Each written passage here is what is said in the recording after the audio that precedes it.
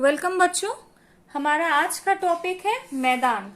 आज हम लोग धरातल की जो भूआकृति के बारे में पढ़ेंगे वो है, आज हम लोग पढ़ेंगे मैदानों के बारे में। ठीक है, तो सबसे पहले हम लोग यह जान ले कि मैदान होती क्या है। तो देखिए, मैंने व्हाइट बोर्ड पर लिखा है कि समतल और अपेक्षाकृत निम्न भाग को हम क्या कहते हैं? मैदान कहते हैं।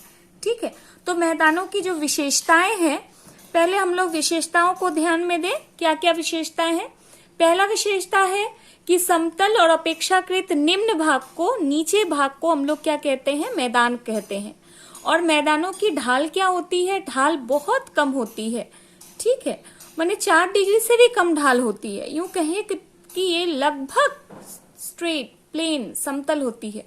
और इसकी समुद्र तल से औसत ऊंचाई क्या होती है? 20 से 25 मीटर होती है। ठीक है, तुम लोग देखोगे स्टेशन पे टीटागढ़ स्टेशन जैसे है, तो स्टेशन पे एक येलो कलर का, पीले रंग का सीमेंट का एक बड़ा सा ये होता है ना, जिसमें स्टेशन का नाम लिखा होता है। वहां पर अगर ध्यान दोगे तो स्टेशन का नाम के बगल में नीचे दाहिने हाथ तरफ कोना में लिखा हुआ रहता है कुछ अंक, कुछ डिजिट्स लिखे हुए रहते हैं, और उसके बाद मीटर लिखा हुआ रहता है, और उसके बाद लिखा हुआ रहता है MSL, मतलब मीन सी लेवल, मतलब समुद्र तल से औसत ऊंचाई। टीटागढ़ का जहां तक मुझे लगता है 2 पॉइंट समथिंग लिखा हुआ मैंने कभी देखा था। तुम लोग कभी उधर, अभी तो नहीं, अभी तो लॉकडाउन चल रहा है, जब सब कुछ नॉर्मल हो जाएगा, कभी स्टेशन पे जाओगे तो इस चीज को देखना कि वहां पर कितना लिखा हुआ है। ठीक है, ओके। अच्छा, तो समुद्र तल से औसत ऊंचाई 20 से 25 मीटर होती है, लेकिन इसका भी क्या बोलूं, इसका भी कुछ ऐसा ही हमेशा नहीं होता है। कुछ कुछ मैदान जो होते हैं काफी ऊंचे होते हैं, ऊंचाई पर भी कुछ मैदान होते हैं। ऐसे भी कुछ मैदान होते हैं जो समुद्र तल से नीचे भी होते हैं। जैसे यूरोप में नीदरलैंड एक देश है, और नीदरलैंड में समुद्र तल से भी नीचे मैदान पाए जाते हैं, जिनको क्या कहते हैं? पोल्डर लैंड या पोल्डर भूमि कहते हैं। ठीक है, अच्छा। और मैदानों का निर्माण एक ही तरह की मिट्टी से होती है, और धरातल कैसा होता है? विस्तृत होता है, और मैदान की मिट्टी कोमल होती है।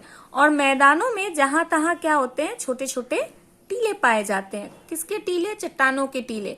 जो चट्टान कट नहीं पाती है, अपरदित नहीं हो पाती है, वो टीले के रूप में मैदानों में दिखती हैं। ठीक है, अब हम लोग देखेंगे कि उत्पत्ति के आधार पर मैदानों को 3 भाग में बांटते हैं। ठीक है, कौन कौन से 3 भाग? संरचनात्मक मैदान, अपरदनात्मक मैदान, निक्षेपात्मक मैदान। ठीक है, ये दोनों तो क्लियर है, इन दोनों के बारे में हम लोग बाद में डिस्कस करेंगे। अपरदनात्मक मैदान माने अपर्दन से, ठीक है, लगातार घिसने से जो मैदान बनते हैं उसको अपरदनात्मक मैदान कहते हैं। निक्षेपात्मक मतलब जमा होने से, निक्षेप होने से, कहीं से कट कट के आके कहीं पर अगर जमा होता है तो उस जमा होने से जो मैदान बनता है उसको निक्षेपात्मक मैदान कहते हैं। ठीक है, अच्छा। संरचनात्मक मैदान किसको कहते हैं? जिस माने भूमि के अंदर से भू संचलन के कारण जिनका निर्माण होता है। देखो, मैंने यहाँ पे एक छोटा सा डायग्राम बनाया है।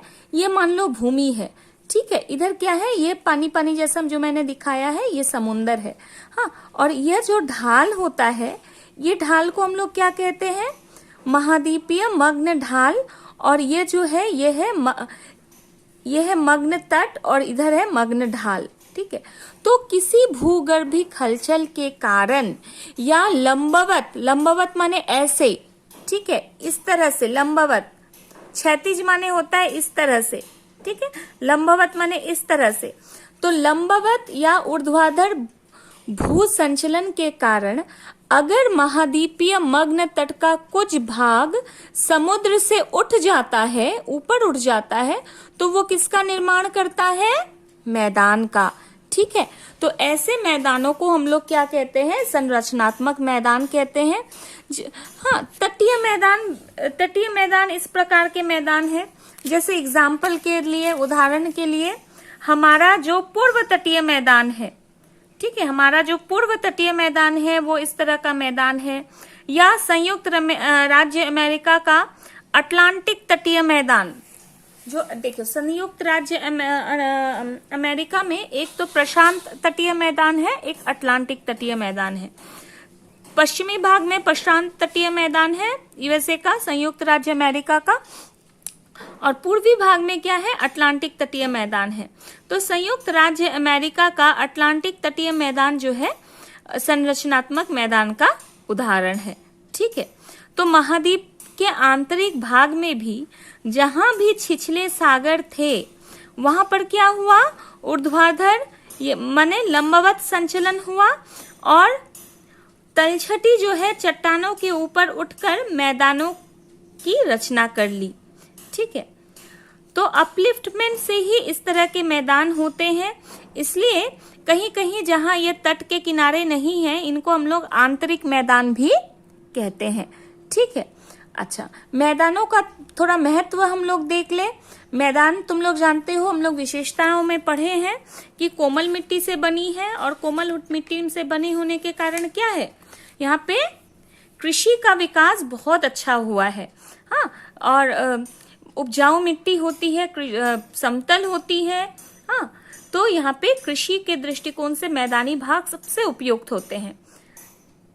दूसरा है यातायात की सुविधा। यातायात के दृष्टिकोण से भी मैदान बहुत सुविधाजनक होते हैं। एक तो यहाँ पे नदियां होती हैं, हाँ, और नदियों में बहुत फोर्स या स्पीड भी नहीं होती है। अच्छा, समतल है तो यहाँ रेलवे या रोडवे बनाने में कोई दिक्कत नहीं है। तो जलमार्ग, स्थल मार्ग, रेल मार्ग सब बनाने में यहाँ पे सुविधा है। ठीक है, तीसरा है उद्योग धंधों का विकास है। क्यों भाई, उद्योग धंधों का क्यों इतना विकास होता है? देखिए, इसके लिए हम लोग चौथा पॉइंट एक बार देख ले। सघन जनसंख्या। जनसंख्या यहाँ पर बहुत घनी है। देखो, मैंने यहाँ पे लिखा है विश्व के कुल क्षेत्रफल का 10% मैदान है, और उस 10% क्षेत्रफल में, उस 10% एरिया में विश्व की 90% जनसंख्या निवास करती है। तो सोच सकते हो कितना ज्यादा सघन जनसंख्या होगी, और बाकी विश्व का जो 90% भूमि बचा हुआ रहता है, उस 90% भूमि में विश्व की 10% जनसंख्या निवास करती है। ठीक है, समझ में आई बात? तो हम लोग देख पा रहे हैं क्या कि मैदानी भागों में जनसंख्या बहुत अधिक है। ठीक है, तो जनसंख्या अगर यहाँ पर अधिक है तो जनसंख्या क्या करेंगे, आर्थिक क्रियाकलाप करेंगे। आर्थिक क्रिया, उनकी कुछ मांगे होंगी। ठीक है, वो वस्तुओं का डिमांड करेंगे, इसलिए क्या है, यहाँ पे उद्योग धंधों का विकास हुआ है।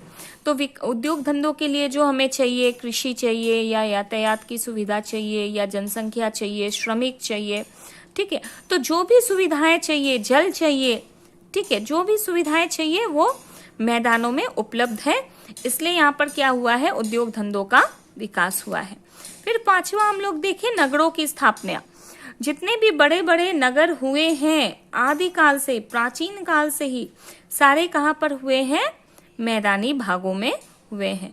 तो हम लोग देख रहे हैं क्या कि मैदानों का हमारे आर्थिक दृष्टिकोण से मैदानों का बहुत अधिक महत्व है।